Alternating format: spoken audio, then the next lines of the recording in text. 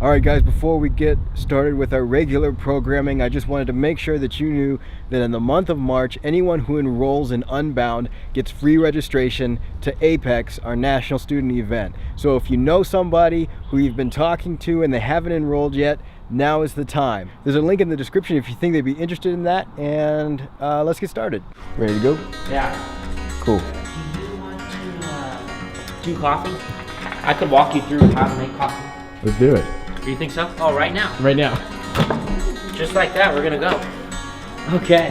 We start out, we're very precise over here. You're probably used to your $8, $12 bag of Starbucks coffee, but over here we spend a good 20 bucks per bag, or per 12 ounces. We'll start out and what we'll do is we'll weigh it. How much are you weighing? We're gonna do 16 grams of coffee, and that'll be a little under 12 ounces. Go ahead and grind it up.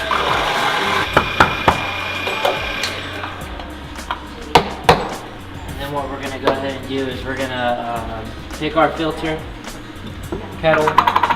We're gonna rinse that paper out of the filter and warm up our vessel. Dump our water, pour our grounds in. We're gonna go around with the water, and we're not gonna touch the grounds yet. We're gonna touch the edge of the filter. And what that's going to do is that's going to leave that center of that coffee dry.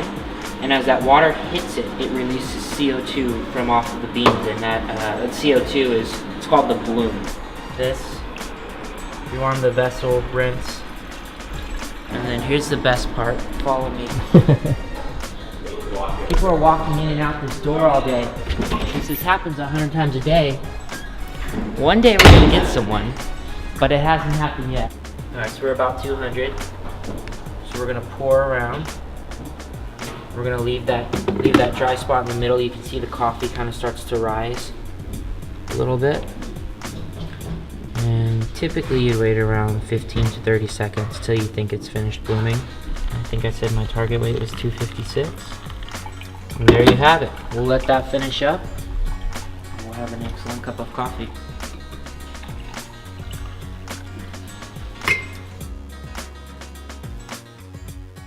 Thanks for the coffee.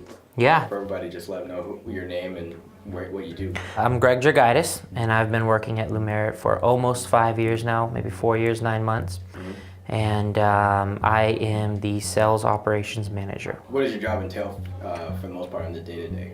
Right now, it entails a lot of system migration, supporting the sales team because we are constantly growing. We're moving systems and platforms, and the databases that our enrollment team are in every day, it's changing. So right now it's a lot of support for them. On a regular basis, when things are just running and moving along, we want to try and do a lot of like data analytics, forecasting numbers, supporting our executive team where they might feel like they're missing data. You've held a few different positions. Yeah, so I started out, I was actually 19 years old. I'd known the current sales manager through family, friends, just in the homeschool community. San Antonio is a big homeschool community. And he called me up one day. I was working a barista job at Starbucks and getting started with college courses. He called me up and said, hey, you want to get some sales experience, get some experience talking to people on the phone? I said, yeah, but I'd rather have a job instead of just do a contractor's position through their seasonality. And he said, well, come in, let's talk about it. So I moved all of my shifts at Starbucks to evening, and I came in for a month, just jumped on the phone, started calling people. And at the time, we were College Plus, and I did that for about a month and a half, and after that, he offered me a job. Did that for about a year when our current sales operations guy decided to move on, and I had interest in what he did. I kind of reached out a little bit, started asking him questions, and he saw the opportunity to train me in that, thankfully, and I'm really grateful he did. At some point, did you realize you had a passion for sales, or was it just an opportunity that was available? Yeah, I love that question because I used to hear sales, and I thought, I had very negative connotations about it. I thought pushy, oversized suit guy who just wants to push something on you. And that was my interpretation of sales. But what I realized coming in sales is truly trying to help determine, is our product a good fit for this person? Is it going to make their life better? And are we a good fit? Are we a good fit for them and they're a good fit for us? And as I started learning more about it, I found a different respect for it. It's not totally clear to me. I have an idea, but I think there's a lot of confusion around what is sales operations. Yeah, it's definitely a common question. Every single person I ever tell I do sales operations is like, what?